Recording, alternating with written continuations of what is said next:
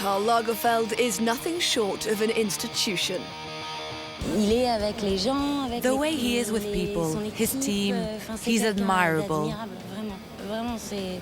Not to mention that he works harder than anyone else in the world. That he's always reinventing himself, always doing something different. I'm a huge fan.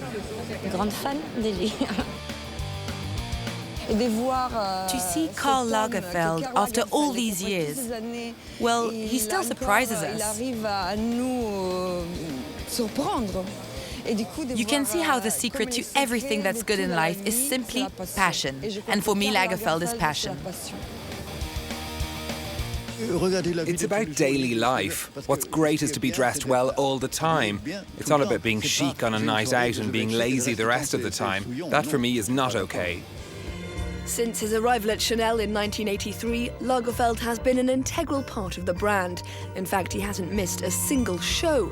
That is, until January, when the summer 2019 couture finale consisted of the traditional Chanel bride alongside studio director Virginie Viard. Karl Lagerfeld kept away for health reasons. The designer often speaks of his love of the present and indifference to the past.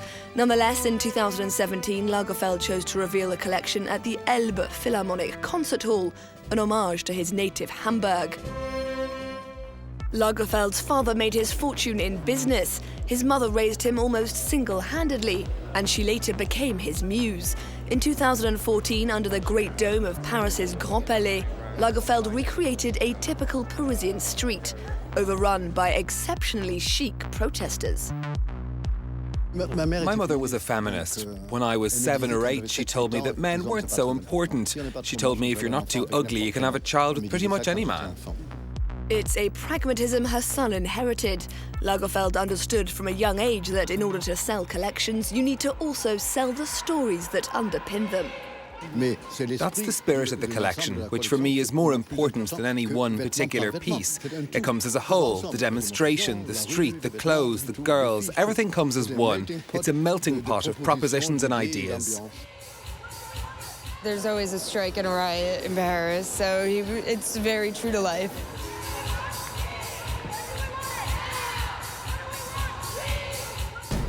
Back in 2008, Lagerfeld donned a high-vis yellow vest as part of a road safety campaign. These days, yellow vests are everywhere in France, but Lagerfeld was ahead of the trend. Similarly, back in 2004, Lagerfeld was the first luxury designer to come up with a capsule collection with the masters of fast fashion, H&M. Lagerfeld knows how to provoke desire, and that's just as important in the world of cosmetics and leatherware as it is in the world of haute couture.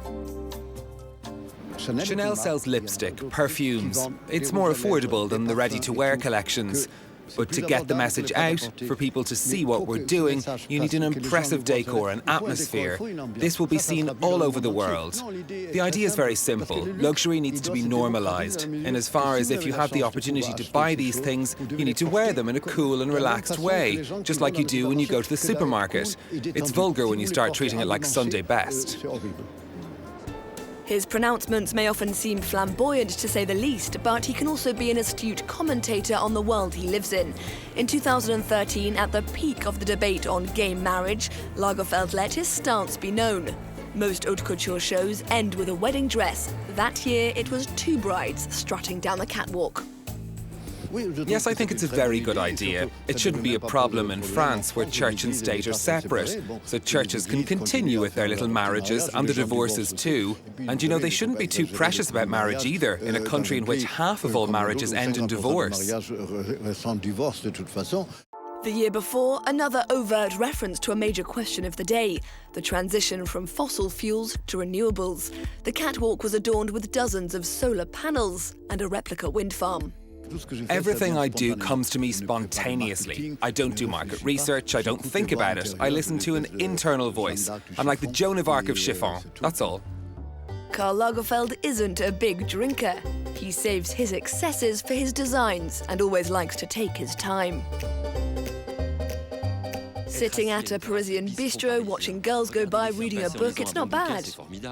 It's good, isn't it? It's what I wanted. It's very French, not just Parisian. There are also great brasseries in Lyon and Marseille too. I wanted to do something to counter French bashing. The French themselves are guilty of it. As a foreigner, I'm well placed to do it. A French person might be negative about their country, but I'm not a typical Frenchman. If I think something is wonderful, it's wonderful. Otherwise, I wouldn't be here. Theatrical gestures have always been important for Lagerfeld. In 2017, still at the Grand Palais, models walked in the shadow of a vast silver rocket. Going in the air was in the air. But it's a fantasy about the air for the earth. I think it's very down to earth at the same time. The metal touches, what the French call la voie lactée, skies at night and all that, with a touch for the future, I hope. Lagerfeld's extraordinary eye for detail, coupled with his ability to tap into the zeitgeist of the day, have made him one of the most recognized and admired designers in the world.